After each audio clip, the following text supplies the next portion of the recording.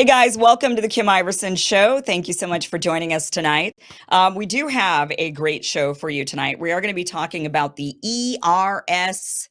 Those are three letters you're going to need to know because Trump has announced he is creating the External Revenue Service starting January 20th, a new government tax agency. Is this a good thing? Is this a bad thing? What will this agency actually do? Who is actually going to be taxed? We're going to be talking to Payman Motahide. He joins us from the Freedom Law School. We've had him on the show before. There is no greater tax expert than I think Payman. He has been able to avoid paying income tax to the federal government for 30 years. We've had him on the show before. Look, a person that's been able to legally do that is probably an expert and knows a lot about tax law. So he's going to be joining us, talking to us about the tariffs, about the possibility. There's chatter around the creation of the ERS that the Trump team is also going to be looking into abolishing income tax, or I would hope abolishing it, but perhaps severely reducing it. It's the big, maybe that'll happen. We're going to talk about that tonight. But before we get to that, big news coming down the pipeline today. Trump, before even taking office, has been able to achieve a ceasefire agreement in Gaza. I think this proves Biden has napped his way through the past 4 years. Look at this announcement Trump made today on his Truth Social. We have a deal for the hostages in the Middle East. They will be released shortly. Thank you. Yeah, I get it. Biden is still president. So there's some people out there saying, look at Trump taking credit for something Biden did. This is the president. Biden's still president. Well, it was Trump's envoy. Biden's envoy was there as well, but the Trump envoy that got involved, this was unprecedented.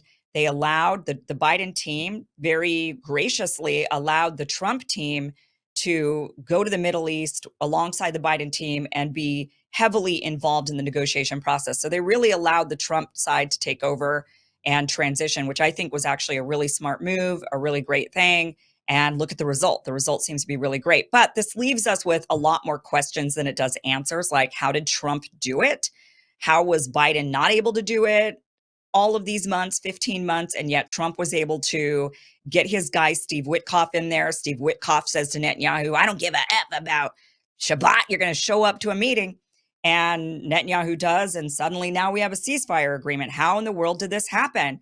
All of these months, Hamas has been saying yes to deal after deal after deal. And even embarrassing the Biden administration when Biden's team would come out saying, this is an Israeli ceasefire plan. You know, we got an Israeli ceasefire plan. And then Hamas says, okay, we accept. And Israel says, wait a minute, we don't accept, proving that it was never an Israeli hostage or Israeli ceasefire agreement. Is very embarrassing. All of these months, the Israelis have come up with excuse after excuse after excuse. You know, they had all these obstacles as to why they couldn't come up with a ceasefire agreement. They had all of these conditions. The Philadelphia corridor, for example, they wanted to maintain control of that, or every single member of Hamas had to be killed, or all of them need to be disarmed, or Hamas couldn't be in control of the Gaza Strip, or Israel had to occupy. I mean, they just had all of these various different conditions. Where did they all go? Where did they all suddenly go? How was Trump able to get in there and actually push and force without even taking office yet? Days before taking office, how was he able to get this done? Now, you see, the Palestinians here are cheering. They are very, very happy about this ceasefire agreement. They couldn't be more thrilled. So for them, they're looking at this as a major win. The Israelis, on the other hand, are having a complete meltdown. So clearly one side views this as a win. The other side views this as an absolute epic loss. Let's go through some of their hysterical just meltdowns. Here is Cheryl Wrote It saying, I can't sleep. I feel sick to my stomach about this insane deal and what my husband shared with me, and just all of it. And the finer details of the deal being proposed is a slap in the face of the alleged 33 or 34 hostages to be released in phase one. Only 3 will likely be released on day one, then a handful more a week later, then another handful. It won't be all at once, and so much can go wrong. But more importantly, just the very fact that we're being threatened to accept this deal by a foreign government who has proven, I love how the Israelis are like, a foreign government is controlling us. Yeah, welcome to our, welcome to what it's like being an American controlled by the Israelis. She goes on to say, I can't believe we're being threatened to accept this deal by a foreign government who has proven that it doesn't have Israel's best interest at heart.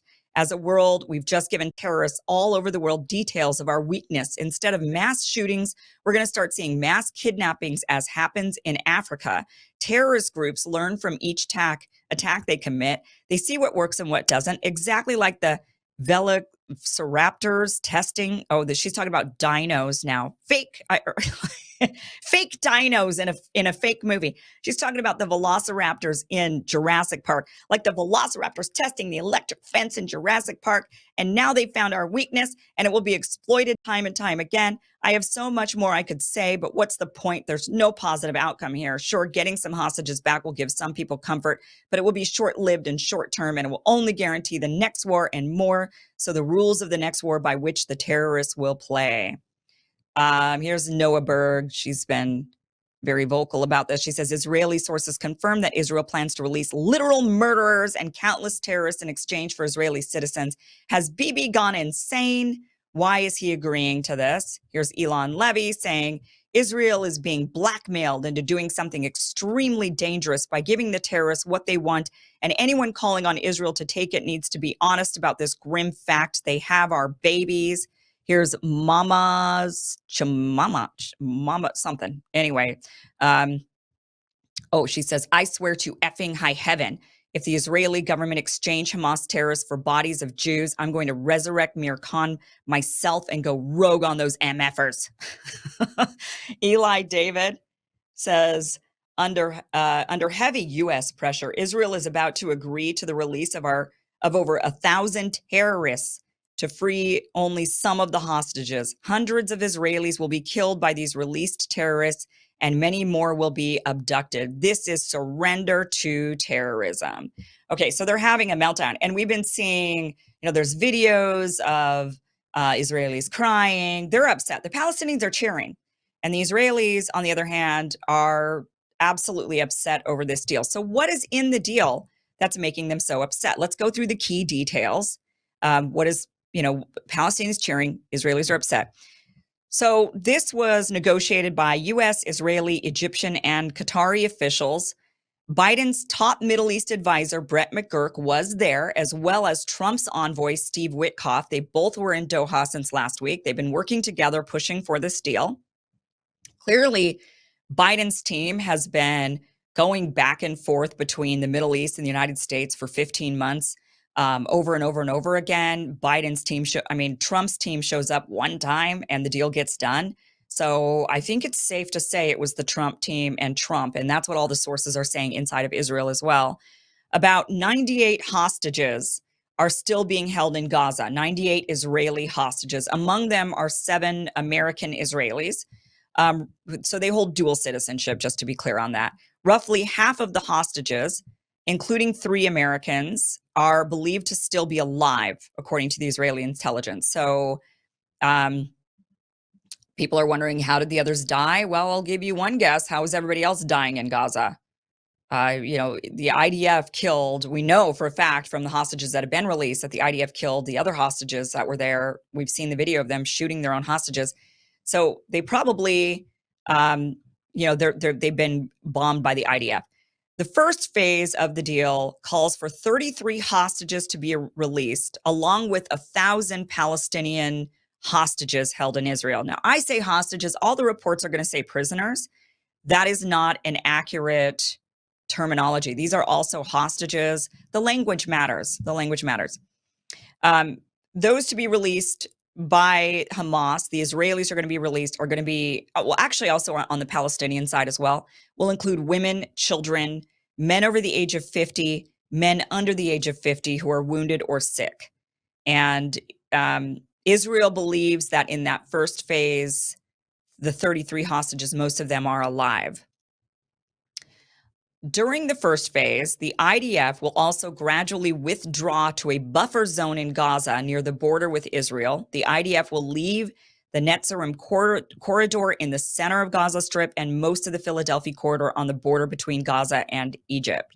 So that's interesting. The Philadelphia corridor was a non-starter for Israel. They were not going to come to a ceasefire agreement because of the Philadelphia corridor, and here they are, and now they're going to withdraw. Palestinians will also be allowed to return to northern Gaza during the first phase of the deal. Those who travel by foot won't go through security checks, but vehicles will be checked by Qatari and Egyptian officials to ensure no heavy weapons are transferred to Gaza. Roughly 1,000 Palestinian hostages will also be released, including about 200 accused of murdering Israelis. Keyword is accused. The Israelis accuse a lot of people of a lot of things just in order to justify rounding them up and taking them places, but these are just accused. But you're going to hear a lot about that in the news. You know, I want to give you all the details because you're going to be hearing a lot of the propaganda coming from the pro-Israel camp, where they're going to be saying things like, oh, you know, they're allowing murderers out there. These are people who've been accused, or they let go of their terrorists. Well, they're hostages, just like years were hostages. From the first day of the ceasefire, which is Sunday, by the way, and today's Wednesday. So they still have a few days to massacre people before the ceasefire kicks in, and they are. There are some terrible reports that I've seen of, you know, journalists that are very excited about this new development, and then they're dead. They've been killed shortly after the announcement. So Israel is still killing people right now, and they get until Sunday before they have to stop. So I would imagine they're going to try to kill as many as they could get away with. I don't know if we'll see some mass bombing campaigns between now and Sunday, but maybe. I mean, wouldn't put it past them at this point. But from the first day of the ceasefire, 600 aid trucks, including 50 fuel trucks, will enter Gaza every day. So that is great. They're going to get food and aid and fuel. In addition, 200,000 tents and 60,000. So 200,000 tents, 60,000 mobile homes will be delivered for displaced Palestinians in Gaza. That's great. On the 16th day of the ceasefire, Israel and Hamas will begin negotiations on the second phase of the agreement, which is supposed to include the release of the remaining hostages and a permanent ceasefire and complete Israeli withdrawal from Gaza. So those are really great things. These are all the things that Hamas has been asking for the whole time. So that's why the Palestinians are cheering, because they're looking at this and saying, yeah, this is what we've been asking. This is what we agreed to back in May. And you bastards said, no, the Philadelphia corridor is a non-starter. We can't have this. Or Hamas can't be empowered. We can't have this. You know, all of these, we can't have this. And now suddenly you can. So the Palestinians are cheering. They're getting what they had been agreeing to this whole time. This is also why the Israelis are crying, because they can't believe that the demand is not that Hamas be obliterated. What we've discovered is, which has been a shock to many of us over the last 15 months, is to see how genocidal the Israeli population is. The average Israeli is genocidal. They don't think they are. You know, they would never call themselves genocidal. They don't believe that word fits them. But then they sit there on their podcast and say, if I had a button and I could just eliminate every Palestinian, I would hit it. I would hit it over and over. All Israelis would. We all want them just gone. We want them gone. And you know what? They're going to cry and scream and have a weeping and wailing and gnashing of teeth. They're going to be doing a lot of that because they didn't get what they really wanted, which was all Palestinians gone. And that would have been the only thing that made them cheer. Taking all of the land, all the Palestinians expelled, that would have made them cheer. That's the only reaction. That's the only thing that would have gotten the same reaction the Palestinians are showing us now, happiness and cheering. That's the only way the Israelis would have given that to us. Okay. Let's go to how Trump did it. There are there's a lot of questions around this. There's a lot of theories around this. One of the theories that has come out is from Ynet News, which is an Israeli news source. They're saying, they reported yesterday when the news came out that Steve Witkoff was able to basically get Netanyahu into a room, even though Netanyahu was like, it's the Shabbat, I cannot. And Steve Witkoff was like, F you get in the room. Ynet News said that Trump has made a promise to Netanyahu that if he agrees, they say that they have sources familiar with the matter, secret sources familiar, that Trump has promised Netanyahu that if he just agrees to a ceasefire and the withdrawal of the IDF from Gaza, he will then later support Tel Aviv retroactively if it decides to resume the war and violate the truce. So if they violate it, he'll just say, yeah, that's okay. In addition, they're reporting that Trump has promised Netanyahu to remove the sanctions on the controversial spyware company NSO Group, which they had the Pegasus spyware that was sold to different countries, or it was used as a hacking tool on several countries. he's going to remove the sanctions on that spyware. Plus, he will remove the sanctions on the hard right settlers in the West Bank who've been extremely violent.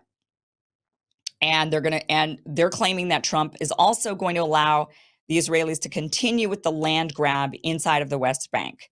So that's what they're claiming. That's the deal he made to Netanyahu.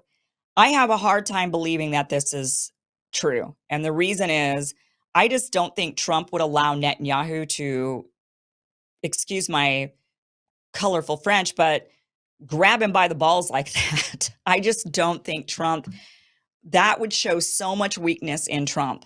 That would make Trump really, wow, Netanyahu has you by the balls, buddy. I mean, you had to give him all of these gifts in order to get him to concede. You couldn't just use your sheer strength, your negotiation power. You had to give him all sorts of little goodies. That I just don't really believe that. And I don't think he would let them violate the ceasefire agreement. That would make Trump look really stupid. Right now, everybody's praising Trump from the left and the right. They're praising Trump. And if suddenly Israel goes back on this ceasefire agreement and just starts, exterminating Palestinians again, everybody will say, oh, wow, so Trump's not as strong as we thought. His deals don't last. He makes a deal, and the other person, eventually could just renege on the deal, and that's it. No big deal. So I don't think that is true. Another news outlet in Israel, Channel 14, said that a senior Israeli government official told them that it is Steve Witkoff, Trump's envoy to the Middle East, who delivered a stern message, and that Netanyahu got that message, that he delivered a stern message from Trump. Netanyahu got it, and Trump unequivocally demanded the deal's conclusion, that's what happened, that he just basically said, Netanyahu, this is it. And they claim that their senior Israeli official said that the pressure Trump is exerting right now is not the kind that Israel expected from him.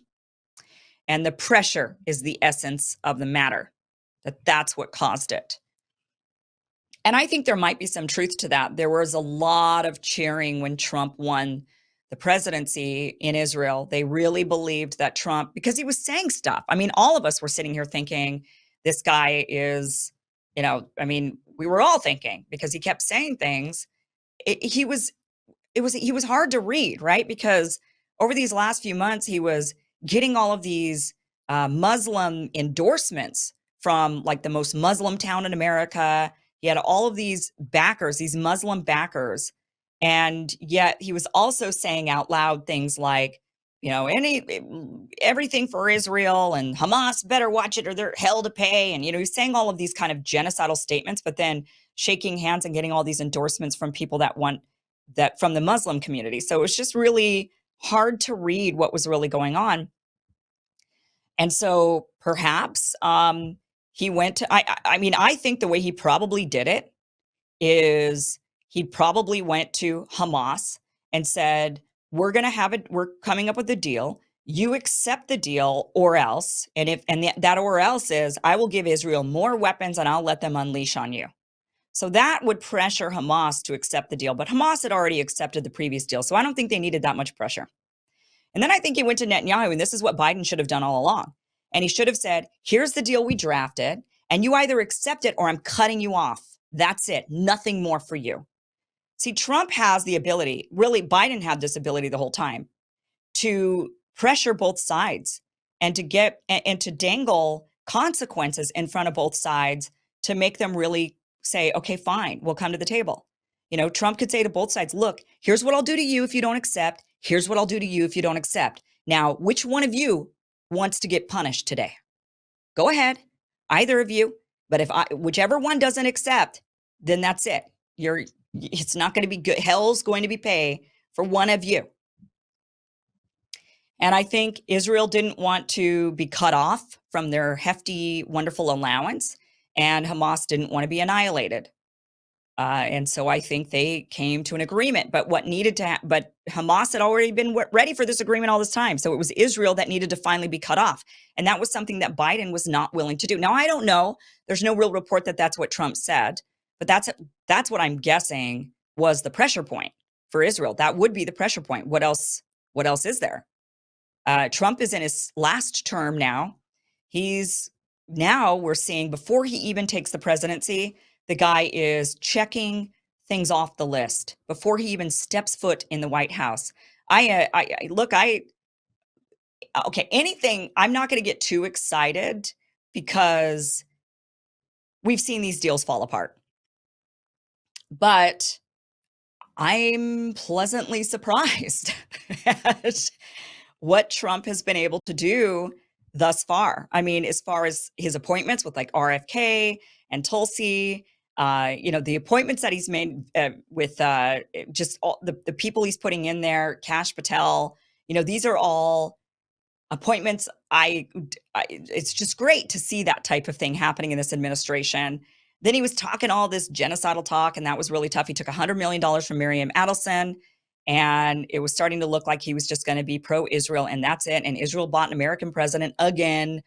And yet now we have this ceasefire deal and Palestinians cheering in the streets. I mean, look, like, I am ready for this presidency. If it's going to be like this, I'm ready for this. I'm really ready for this. Next up, Ukraine. And you know what? Now we know. And also, by the way, Trump sharing Jeffrey Sachs' video. I'm ready for this. I'm ready for this. And for him going and saying out loud, hey, listen, the reason why Russia did what they did was because the U.S. was going to expand NATO. I understand that. He understands, whereas all these other people in the administration can't even recognize the obvious on the wall. It was a massive crisis when Russia stuck nukes in Cuba. We did not, that was a terrible crisis for us. We didn't want to tolerate that. And yet here we are, we're doing the same thing to them with Ukraine, and we think this is a good thing. Remember, the Cuban Missile Crisis wasn't a good thing. So why in the world did any administration believe it would be a good idea to do that to Russia today in this era? I mean, this is just absolute insanity. Trump recognizes that. So I anticipate he'll be talking to Russia and saying, look, we're going to make this go away. We're going to stop this. We're going to stop the insanity. And the US controls NATO. And so Trump might be able to do that. Now, he's talking tough right now, saying the same thing, like if Putin doesn't come to a deal, and this is why I think he did what he did to Netanyahu. I think he's going to do the exact same thing to Ukraine. I think he's going to say, look, to Russia, if you don't come to the table for an agreement, I'm going to just unleash hell on you. I'm going to give them all the weapons they want, and they could do whatever they want. I'm going to give them carte blanche. And that's what he said to Hamas, right? And I think he's going to turn around and say to Ukraine, you come to a deal or I'm cutting you off. And Ukraine will have to say, all right, we'll come to a deal. And I think Trump will say to the rest of the European countries, and you guys shut up about it. And I don't want to hear you squabbling over it and saying that you want to bring Ukraine into NATO, which is you guys don't even pay your fair share of NATO anyway. We're NATO. You're just here benefiting from it. And I don't want to hear this bullshit of you saying, oh, but we need to fund Ukraine. We're going to keep sending money and weapons to Ukraine. No, you're not. Otherwise, you need to pony up a lot more money into NATO. You won't even have the extra cash or the extra weapons to give to Ukraine because you're going to have to start ponying up your fair share to NATO. I think he's got a massive, he's got a lot of ammunition in this one. And I think he could get it done. So I'm excited to see. I mean, look, this is great. We'll see. I don't think this deal is going to fall through. I think that would make Trump look bad, and I don't think he wants to look bad, and I think he means it. I think he'll be tough on Israel if they blow it again. I do think the $100 million Miriam Adelson will get them something. I think one of the sweeteners he might have added to it is to take away a little bit of the bitterness for Israel, is I think he did say, look, I'll let you annex the settlements inside of the West Bank. That's what Miriam Adelson, she's been wanting an annexation of the West Bank. I think the concession will be annexing, and maybe it will be an annexation of the West Bank. Maybe it will be just annexation of the settlements. I don't think it really matters. I think that's neither here nor there. I think that's just legalese. I think they already have annexed the place. And so it's about time they take legal responsibility for it and the people as well. So we'll see what he gave. But wow, really, really interesting, really, really interesting stuff. We'll see how this goes. But right now, guys, I'm excited. Thanks for watching this clip from the full Kim Iverson Show. If you want to watch the full show, visit KimIversonShow.com. The show airs every Monday through Friday at 5 p.m. Pacific, 8 p.m. Eastern. Again, it's KimIversonShow.com. See you there.